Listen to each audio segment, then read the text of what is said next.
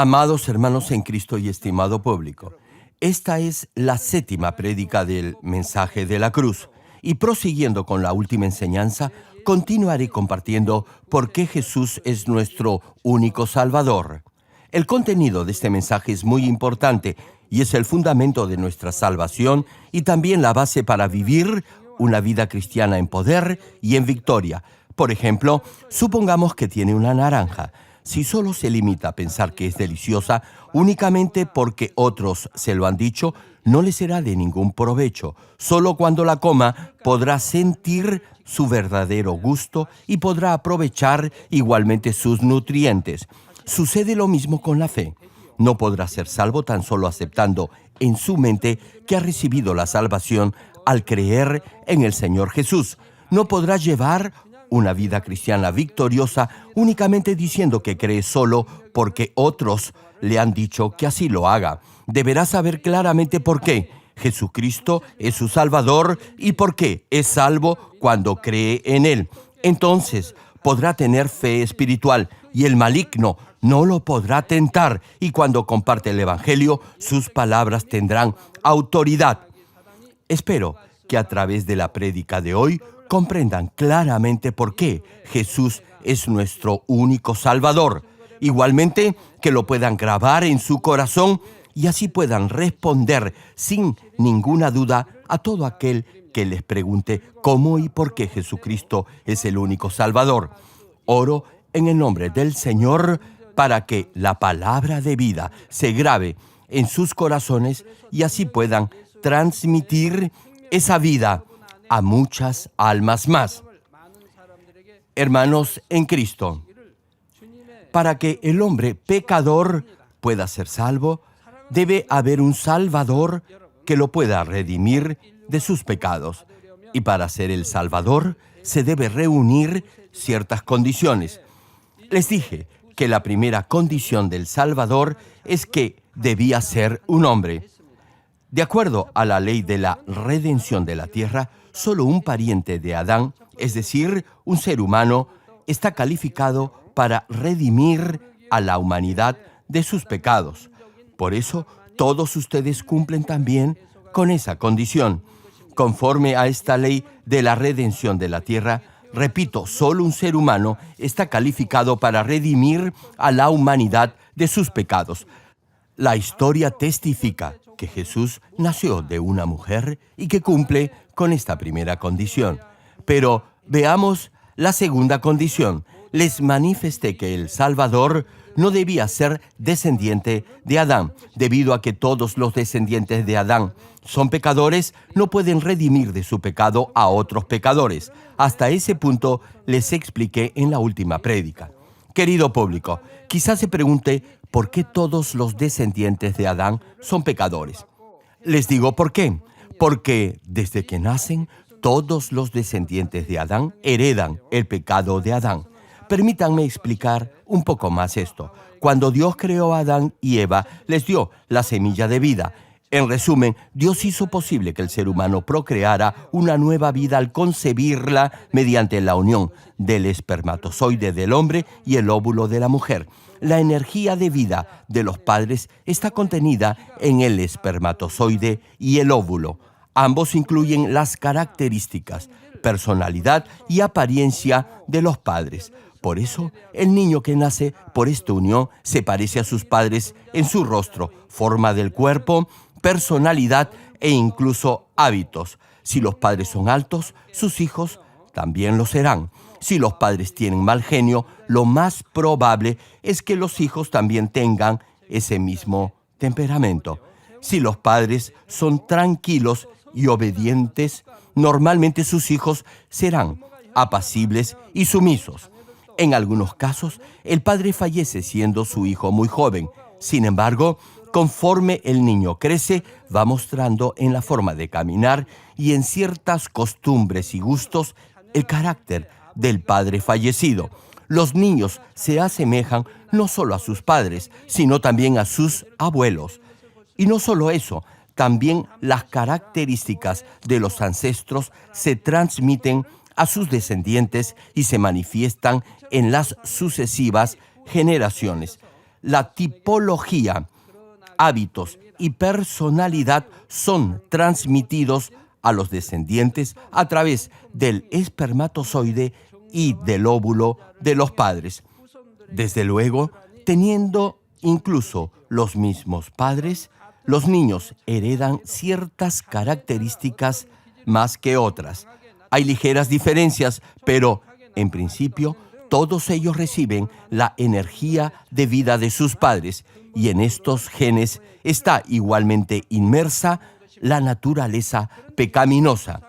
Desde la caída del primer hombre, Adán, la naturaleza pecaminosa de los progenitores se transmite a sus descendientes. Este es el pecado original. En consecuencia, todos los descendientes de Adán son pecadores porque desde que nacen han heredado la naturaleza pecaminosa de Adán. Romanos capítulo 5, versículo 12, señala al respecto. Por tanto, como el pecado entró en el mundo por un hombre, este hombre es Adán. Continúa el pasaje. Y por el pecado la muerte, así la muerte pasó a todos los hombres por cuanto todos pecaron. Esto es, porque la paga del pecado es muerte. Este versículo nos dice que por el pecado de una persona, es decir, de Adán, la muerte pasó a todos los hombres. Si digo que todos los hombres nacen pecadores, algunos tal vez podrían preguntarse si eso incluye a los bebés recién nacidos que no han cometido todavía pecado alguno. No obstante, si los observan cuidadosamente, aún los bebés pequeñitos tienen alguna maldad en su interior. Aún antes del año de edad, podemos encontrar maldad en ellos. Por ejemplo, si los padres son de temperamento colérico, sus bebés se enojarán con gran facilidad. Si no se les alimenta rápidamente cuando tienen hambre, lloran de tal manera que aún sus rostros se ponen rojos de cólera. Se podrían casi ahogar con sus lágrimas. En este caso, aun cuando la madre les dé de lactar, ellos ni siquiera tratarán de hacerlo. Tan solo llorarán nerviosamente. Solo moverán su cabeza rechazando el pecho de su madre. Tratarán de decirle con esto que se ha demorado mucho para alimentarlo. Les pregunto, ¿quién enseñó a estos bebés recién nacidos que ni siquiera pueden hablar a enojarse? Nadie les ha enseñado esto, ni nadie ha sembrado esa maldad en ellos. Han nacido con esa naturaleza pecaminosa heredada de sus padres. Hermanos, yo soy del campo y en mi niñez estudiaba en Seúl y en las vacaciones regresaba a mi pueblo. Y me sorprendía porque cada vez veía más bebés. Durante mis vacaciones acostumbraba cargar en mi espalda a mi primo, que es actualmente pastor de esta iglesia. Ahora bien, les cuento algo. Como mi mamá estaba trabajando en el campo, yo lo llevaba a mi primo para que su mamá lo alimentara y lo cuidara. Ahora, yo lo cargaba en la espalda, pero ¿saben algo? Muchas veces mi primo se orinó en mi espalda. Sí, me di cuenta que algunos bebés eran tranquilos. Aun cuando no se les daba la leche rápido, lloraban por un momento, pero luego la tomaban con una amplia sonrisa en sus rostros. Sin embargo, había otros bebés que hacían un tremendo berrinche. Se enojaban mucho. ¿Saben algo?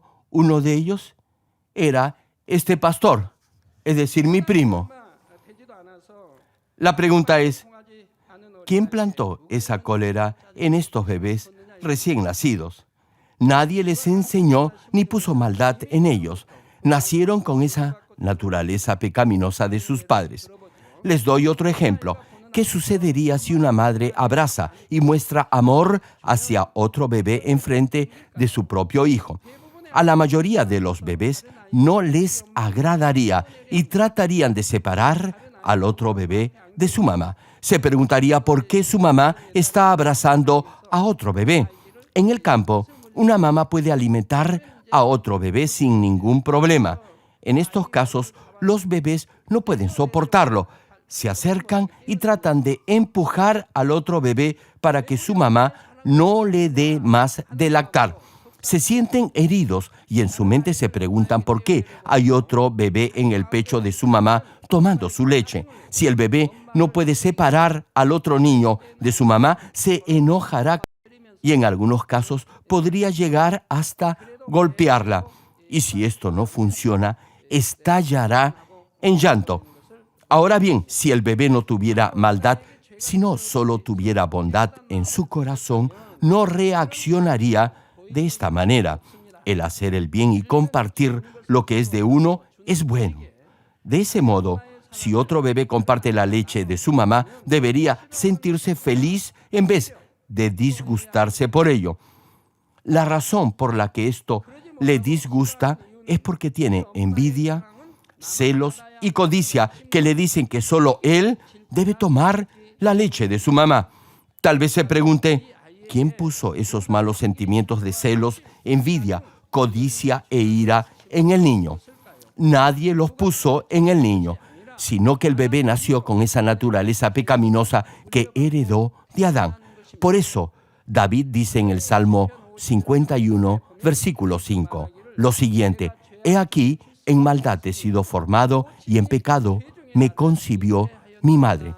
Sí, hermano, de la misma forma, todos los hombres son descendientes de Adán y nacen con el pecado original, por lo cual ningún ser humano puede llegar a ser el Salvador. Incluso algunas enfermedades son hereditarias. Tan solo piensen en esto. En una semilla de vida tan pequeña, los genes, el espermatozoide y el óvulo, que son microscópicos y no son visibles al ojo humano, están contenidas la personalidad, el carácter, el aspecto físico, los hábitos, etcétera, de cada uno.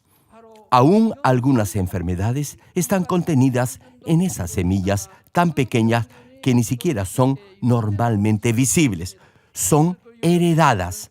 Por eso un niño tiene las mismas marcas de nacimiento o el mismo lunar o protuberancia en el mismo lugar que su padre.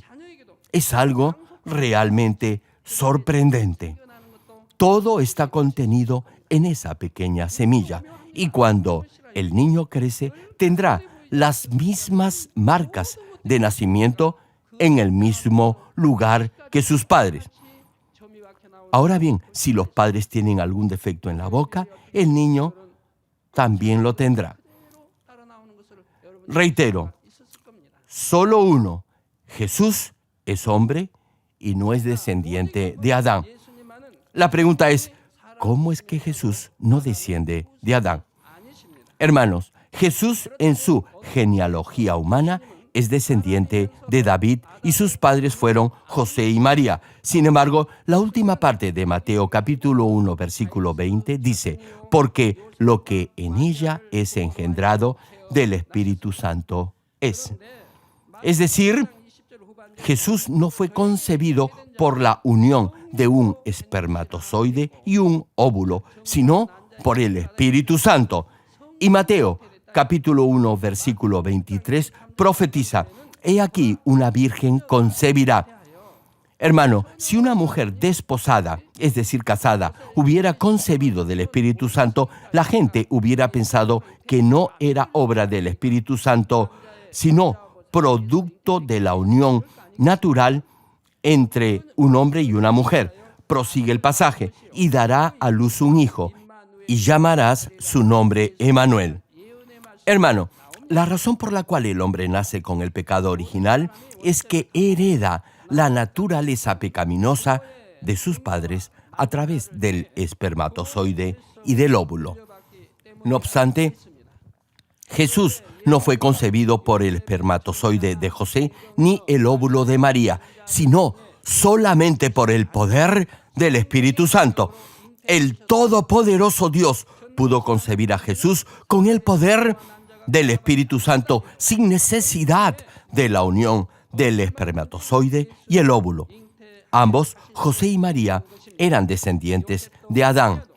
Por ello, Jesús solo tomó prestado, por así decirlo, el vientre de María. El Señor fue concebido por el Espíritu Santo, por lo que no recibió ningún gen de vida de un ser humano pecador. En consecuencia, Jesús no es descendiente de Adán y no tiene pecado original. Entre los seres humanos en la tierra, el único que ha sido concebido por el Espíritu Santo es Jesús. Incluso los grandes hombres en este mundo descienden de Adán y son pecadores, por lo que nunca podrían ser el Salvador. Por eso, solamente Jesús es el Salvador de la humanidad. Hermanos, en este punto hay una cosa más que deben saber. Aun cuando la Virgen María dio a luz a Jesús, no puede ser la madre biológica del Señor Jesucristo. Supongamos que ponemos un óvulo fertilizado en una máquina y lo incubamos por 9 meses. ¿Acaso el bebé podría llamar mamá a esa máquina incubadora? ¡Claro que no! Por cierto, María era una extraordinaria mujer, tan buena y amorosa que fue escogida por Dios para concebir a Jesús. Aún así, María es un ser humano y no puede ser la madre del Hijo de Dios. Por eso, en la Biblia no hay ni una sola ocasión en la cual Jesús llame madre a María. En algunas ocasiones, sus discípulos escribieron la madre de Jesús, pero eso era desde su punto de vista. Por ejemplo, Juan capítulo 19, versículo 26 cita: Cuando vio Jesús a su madre y al discípulo a quien él amaba, que estaba presente, dijo a su madre: Mujer, he ahí a tu hijo. Hermano, aquí la frase dijo a su madre fue escrita por el apóstol Juan, y el Señor Jesús, en este mismo contexto, llamó a María mujer, no madre. Y en Juan capítulo 2, versículo 4, en las bodas de Caná, Jesús le dijo: ¿Qué tienes conmigo, mujer? Aún no ha llegado mi hora. Sin embargo, algunos llaman a María la Madre de Dios e incluso se postran ante ella y le oran porque dio a luz a Jesús. Pero Jesús es el Hijo de Dios y el objeto de nuestra adoración y de nuestras oraciones debe ser únicamente la Trinidad de Dios. Si María fuese la Madre de Jesús, entonces, ¿quién es Dios a quien Jesús llama Padre? ¿Cómo se pueden atrever a decir eso? Repito la pregunta: ¿quién sería entonces Dios? Hermanos, Dios es yo soy el que soy. Nadie lo procreó. Él existe por sí mismo.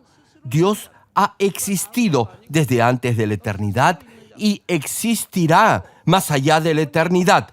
Él es el Alfa y la Omega, el principio y el fin. Nuestro Señor tiene su origen en el mismo Dios. Si nuestro Señor tuviese una madre, entonces, repito, ¿quién sería Dios Padre? Esto en realidad no tiene sentido alguno.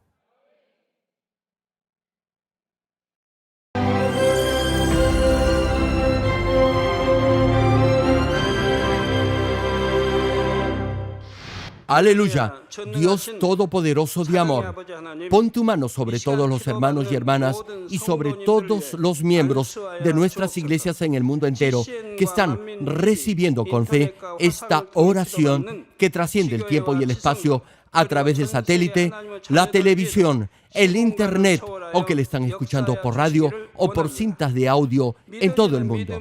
Pon fe en sus corazones para que puedan creer en ti y se despojen de todo pensamiento negativo y toda duda. Líbralos de toda prueba y aflicción. Quema con el fuego del Espíritu Santo de la cabeza a los pies toda parte enferma, incluyendo toda célula, tejido y nervio, todo órgano interno e intestinos. Que la luz de tu Espíritu venga sobre ellos. En el nombre de Jesucristo, ordeno al diablo y a Satanás, a todo tipo de enfermedad, germen y dolencia, fuera. Quema con el fuego del Espíritu Santo toda enfermedad incurable y toda dolencia crónica. Que toda enfermedad contagiosa, resfriado y fiebre desaparezca. Protégelos de cualquier tipo de microbio, virus y bacteria.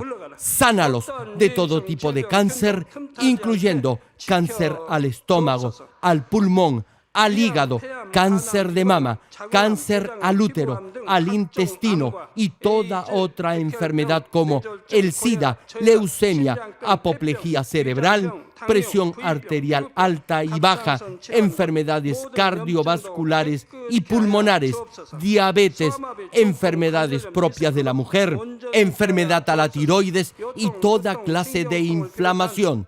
Quema con el fuego del Espíritu Santo toda polio, derrame cerebral, artritis y hernia. Que todo tipo de dolor de espalda, de cabeza y toda clase de neuralgia desaparezca. Líbralos de toda epilepsia, autismo, depresión, neurosis y enfermedades mentales y de toda clase de parálisis.